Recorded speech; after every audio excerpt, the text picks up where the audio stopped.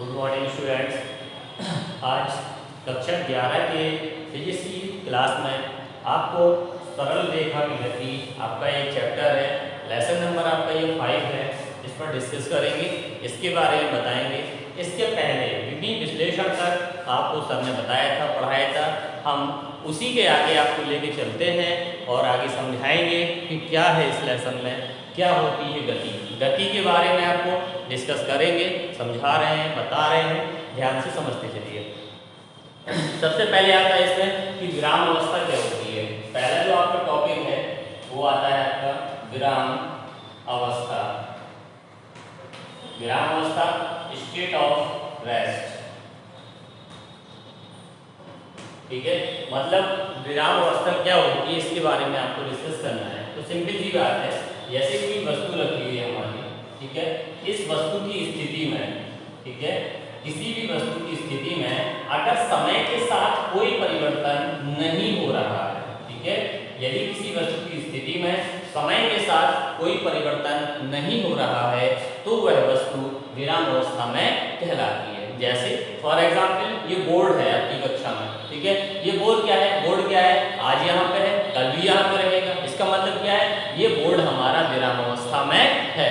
जैसे कोई कक्षा है, कक्षा में टेबल है, मेज है, कुर्सियां हैं, ये सारी चीजें रखी रहती हैं, ये सब किस अवस्था में होती है, हमारी विराम अवस्था में होती हैं, ठीक है। और इसका दूसरी तरीके से, स्टैंडर्ड तरीके से अगर परिभाषा दें तो क्या कह सकते हैं कि यदि किसी वस्तु की स्थिति किसी निश्चित बिंदु के सापेक्ष, इस निश्चित बिंदु को कहते हैं ना संदर्भ बिंदु या निर्देश बिंदु कहते हैं, यदि किसी वस्तु की स्थिति किसी बिंदु के सापेक्ष परिवर्तित ना हो, ठीक है, तो वह वस्तु विराम अवस्था में कहलाती है, ठीक है।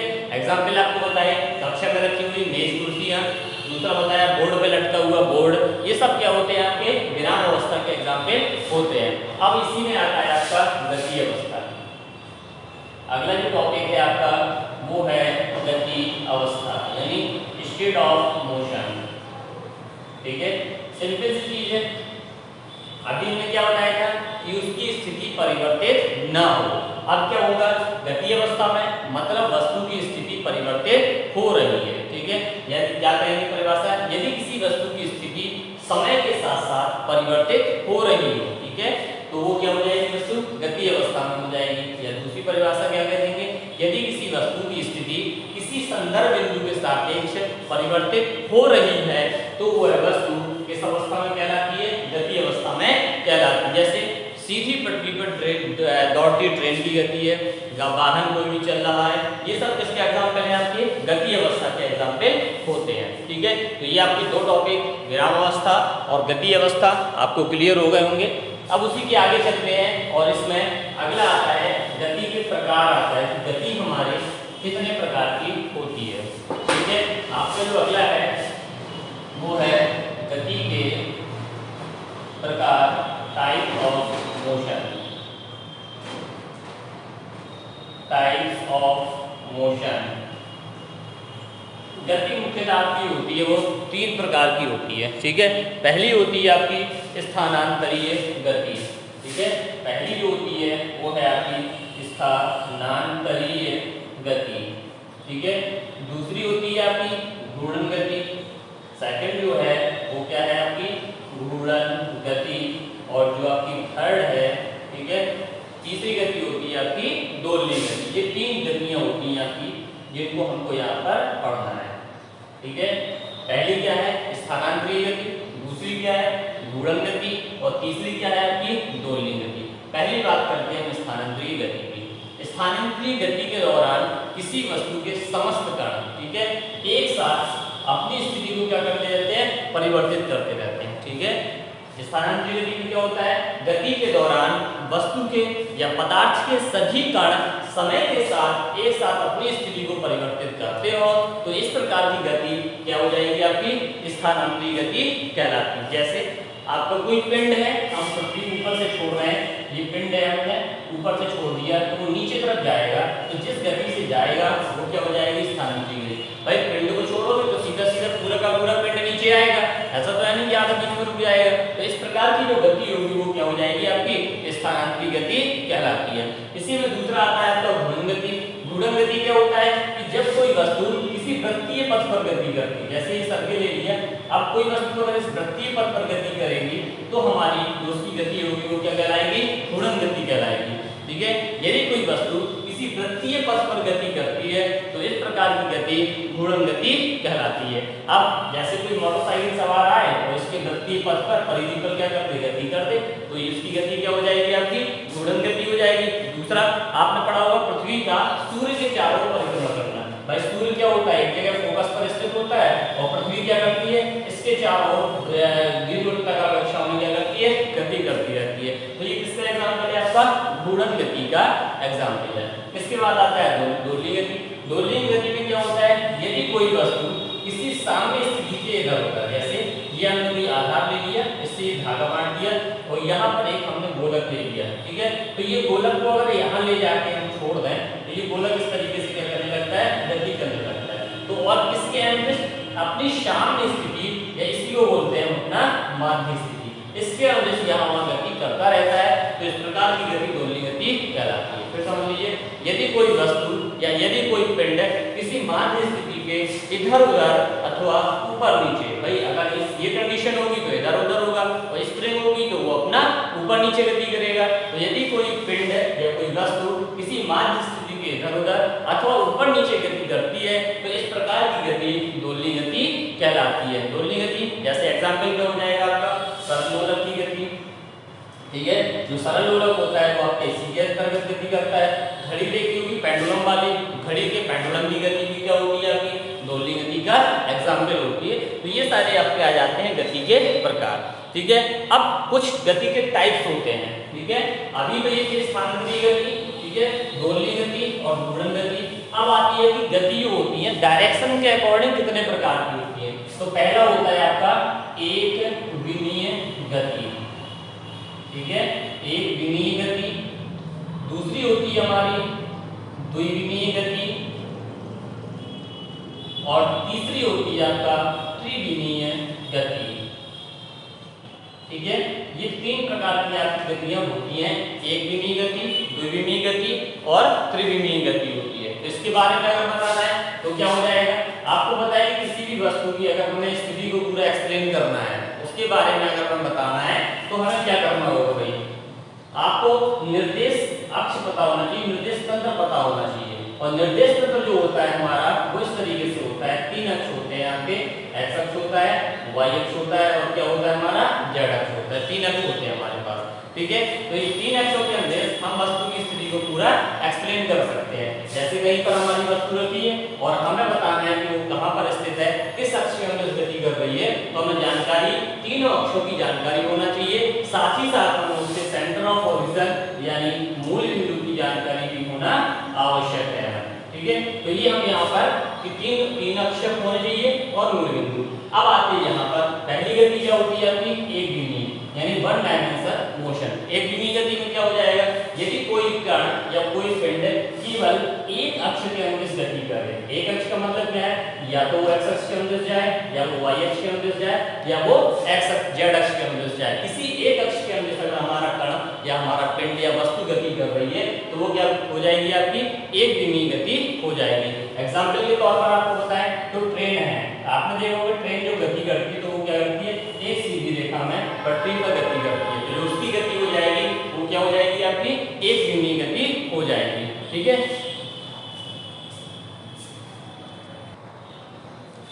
ठीक है, ये आपकी एक विमीय गति। अब आते हैं द्विविमीय गति क्या होती है। तो द्विविमीय गति क्या होती है कि यदि कोई पिंड हमारा दो अक्षों के अनुदिश गति करे, दो अक्षों से मतलब क्या होता है कि एक्स अक्ष के अनुदिश जाए या वाई के अनुदिश जाए या वाई जेड के अनुदिश जाए या जेड अक्ष के, मतलब उसकी डायरेक्शन को कोई भी दो एक्सिस व्यक्त करें तो उसकी गति क्या हो जाएगी, द्विविमीय गति हो जाएगी। फॉर एग्जाम्पल जैसे कोई एक मेज ले ली हमने, ये मेज हो गई है, इस मेज पर अगर कोई कीड़ा गति कर रहा है तो उसकी जो गति होगी वो क्या हो जाएगी, द्विविमीय गति। कैसे भाई, या तो वो हमारा क्या होगा, लंबाई के अनुदिश जाएगा या वो हमारा चौड़ाई के अनुदिश गति करेगा, उसके पास केवल दो एक्सिस है, ठीक है, तो उसकी गति क्या हो जाएगी, द्विविमीय। यानी एग्जाम्पल पहला क्या हो गया, मेज पर गति करते कीड़े की गति, या दूसरा एग्जाम्पल आप दे सकते हैं बोर्ड ही है, जैसे बोर्ड पर अगर कोई कीड़ा गति करेगा तो उसकी भी द्विविमीय गति हो जाएगी। ठीक है। त्रिविमीय गति क्या होती है? त्रिविमीय क्या होती है? यदि कोई कण तीनों अक्षों के अनुदिश गति करे, यानी x y z तीनों एक्सिस के अनुदिश अगर गति करेगा तो उसकी गति क्या हो जाएगी? हमारी त्रिविमीय गति कहलाती है, ठीक है। अब इसके एग्जांपल क्या है कि आकाश में अगर कोई पंछी उड़ रहा है, जैसे चिड़िया उड़ रही है, तो वो क्या है? फिर ये भाई वो x अक्ष के अनुदिश भी जा सकता है, y अक्ष के अनुदिश भी जा सकता है और वो z अक्ष के अनुदिश भी जा सकता है, तो वो क्या हो जाएगी? हमारी त्रिविमीय गति कहलाती है, ठीक है। ये हमारी हो गई गति के एज अ डायमेंशन भी परिभाषित करने के तरीके हो गए।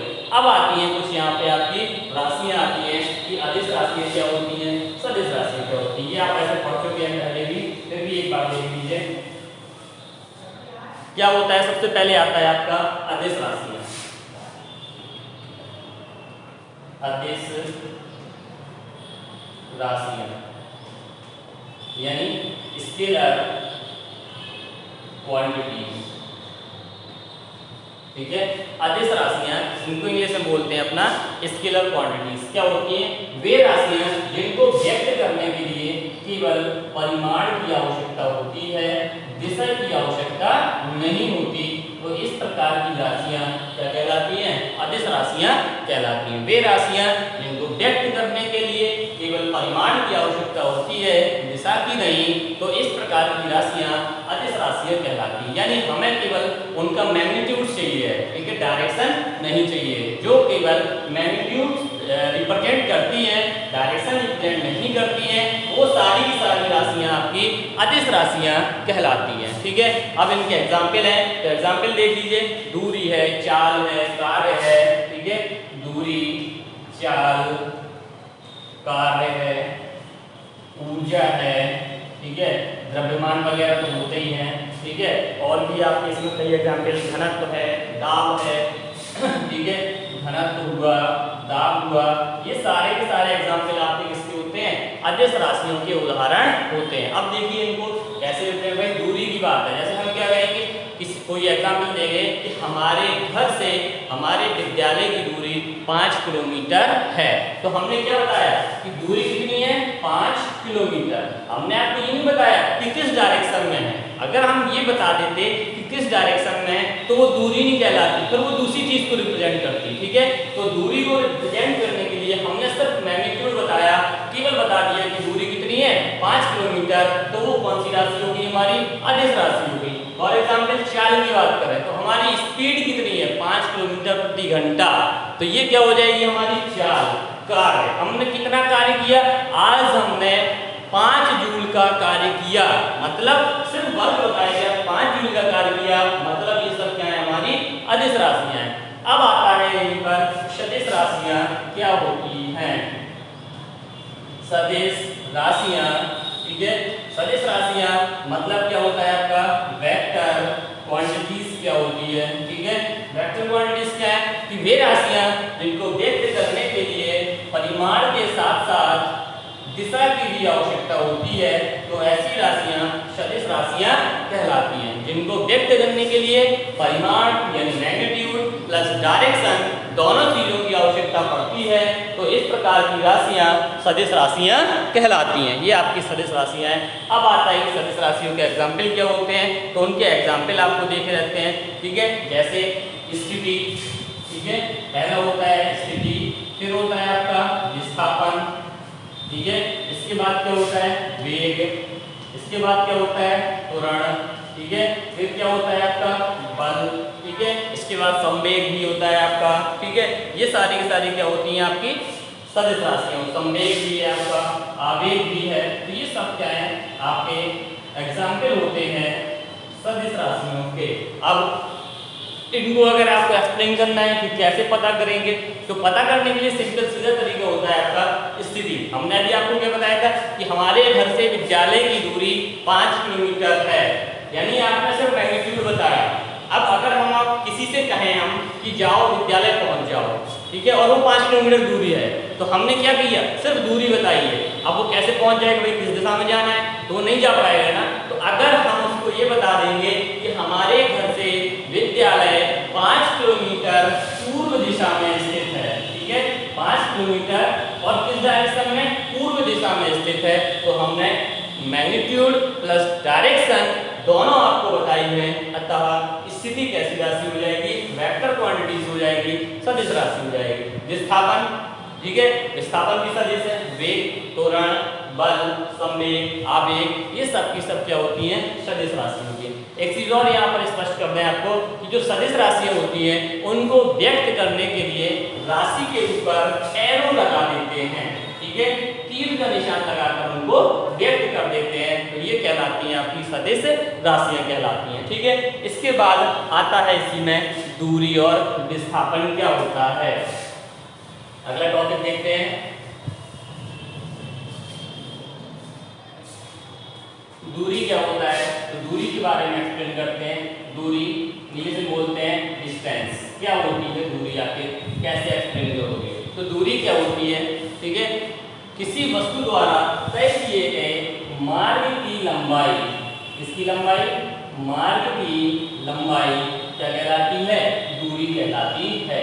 किसी वस्तु द्वारा तय किए गए मार्ग अथवा पथ, भाई मार्ग बोल दीजिए या उसी का दूसरा नाम क्या बोल सकते हैं, पथ की जो लंबाई होती है वो क्या कहलाती है, आपकी दूरी कहलाती है। जैसे, ठीक है, कोई कण है हमारा, जैसे हम एक सर्किल ले रहे हैं उस पर आपको ये सारी चीजें एक्सप्लेन कर देंगे कि दूरी क्या होती है। ये ले लिया, यहाँ पर पॉइंट ए है, ये इसका सेंटर ओ हो गया, ठीक है, centre O, point A, radius R, ठीक है। कोई कण है, एक बिंदु से चलना स्टार्ट किया, ठीक है, एक हाफ सर्किल बनाया गया आपका, चाहे इसी को हाफ ले रहे हैं, ठीक है, इस तरीके से बना दिया हमने, ये हाफ सर्किल बना दिया, ठीक है। ए से चलना प्रारंभ करता है और जाके कहाँ पहुंच जाता है, बी बिंदु पर पहुंच जाता है। अब हम आपसे कहें कि ए से बी तक पहुंचने में उसने कितनी दूरी तय करी, ठीक है, तो हमने क्या बताया, उसके द्वारा तय किए गए मार्ग की लंबाई, वो यहाँ से गया था और इस तरीके से परिधि से होता हुआ कहाँ पहुंच जाता, बिंदु बी पर पहुंच जाता। तो अगर हम दूरी की बात करेंगे तो ए से बी तक दूरी क्या हो जाएगी, तय किए गए मार्ग की लंबाई, कितना मार्ग उसने तय किया, तो मार्ग की लंबाई। अब आपको मालूम है अगर टोटल सर्किल होता है तो परिधि होगी और ये आधा है तो क्या कर देंगे आप, परिधि की आधी ले लेंगे आप, ठीक है, परिधि अपॉन 2, परिधि कितनी होती है 2 पाई आर अपॉन 2, 2 से 2 कैंसिल, ये आ गया आपका पाई आर आ गया, ठीक है। तो ये मिल गया ए से बी तक की आपको चली गई दूरी मिल गई आपकी, ठीक है। अगर हम टोटल सर्किल की बात करें थोड़ी देर के लिए, ये टोटल सर्किल ले लिया, कोई कण है यहाँ से ए बिंदु से स्टार्ट हुआ और गति करता हुआ बी पर पहुंचा, बी के पश्चात फिर आपका ए पर आ गया, तो अगर टोटल की बात करेंगे तो क्या हो जाएगी आपकी 2 पाई आर, पूरे वृत्त पर दूरी अगर कोई पूछेगा तो कितनी हो जाएगी, 2 पाई आर हो जाएगी, ठीक है। सेम आप स्क्वायर का एग्जाम भी ले सकते हैं, वर्ग का भी ले सकते हैं, ठीक है। अब आ जाता है आपका विस्थापन। विस्थापन क्या होता है, विस्थापन डिस्प्लेसमेंट बोलते हैं इसको, डिस्प्लेसमेंट। विस्थापन क्या होता है, किसी वस्तु की प्रथम स्थिति और अंतिम स्थितियों के बीच की जो दूरी होती है वो क्या कहलाती है, विस्थापन कहलाती है। या किसी वस्तु की अंतिम स्थिति तथा प्रारंभिक स्थिति के बीच की जो दूरी होती है, स्थिति के बीच की दूरी वो क्या कहलाती है, आपकी विस्थापन कहलाती है। फॉर एग्जाम्पल इसी हाफ सर्किल की बात करें, यहाँ से हम गए और यहाँ पे आपके आ गए, या एक चीज और बोल देते हैं, अंतिम स्थिति और प्रारंभिक स्थितियों के बीच की न्यूनतम दूरी, ये वर्ड यहाँ पे यूज करना है ध्यान से, बीच की न्यूनतम दूरी। अब देखिए ए से आप बी तक गए, आपको जाने के दो रास्ते हैं, या तो आप परिधि के अकॉर्डिंग जाएंगे, लेकिन इसमें क्या करना है आपको, बीच की न्यूनतम दूरी। तो भाई न्यूनतम रास्ता तो यही है ना, और ये रास्ता किसके बराबर हो जाएगा, व्यास के बराबर हो जाएगा, ठीक है। यदि अर्धवृत्त की बात हम करेंगे, ठीक है, तो अर्धवृत्त पर जो डिस्टेंस हो जाएगी हमारी वो कितनी हो जाएगी, 2r के बराबर हो जाएगी, ठीक है। अब सीधा सिंपल सी बात, भाई यहाँ से गया था यहाँ तक पहुंचा, r + r 2r। अगर हम संपूर्ण वृत्त की बात करें, ठीक है, संपूर्ण वृत्त की अगर हम बात करेंगे कि संपूर्ण वृत्त पर हमारा डिस्प्लेसमेंट कितना होगा, विस्थापन कितना होगा, तो ध्यान देने वाली बात है, ए से आप गए थे, पूरा सर्किल का चक्कर लगाते हुए फिर से आप ए पर आ गए, मतलब आप जहां से गए हो वहीं पर पुनः वापस आ गए हो, मतलब आपके द्वारा कोई भी विस्थापन तय नहीं किया गया, क्योंकि आपकी स्थिति परिवर्तित नहीं हुई। तो संपूर्ण वृत्त पर आपका जो विस्थापन होगा वो कितना हो जाएगा, 0 हो जाएगा। ठीक है, तो ये है आपकी आज जनरल जानकारी इसके बारे में दी, कल आपको इस लेसन में आगे बताया जाएगा।